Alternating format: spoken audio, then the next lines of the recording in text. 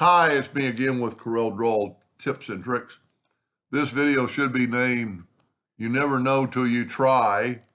I constantly play and try different shapes to blend. And if you take this is just a suggestion, take a 5-sided star, go in object and convert it to a curve.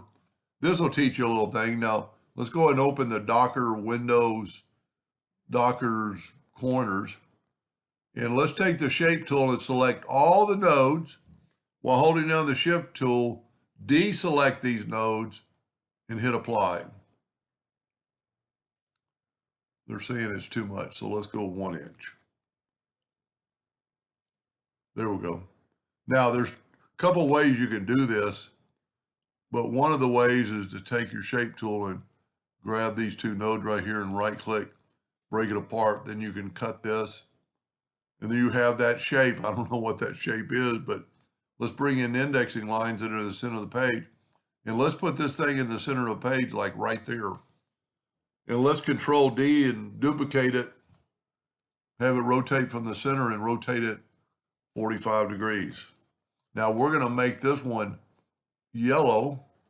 And let's take both of them, make them a little bit thicker than a hairline. I did not do that last time. And now let's blend them.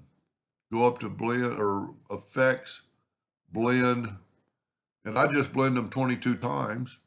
Now it doesn't look like much right now until you put a black background. We're going to go to object, break the blend apart, select them all and go to object and group them. Now I'm going to Control D, alternate C to have it rotate from the center of the page again.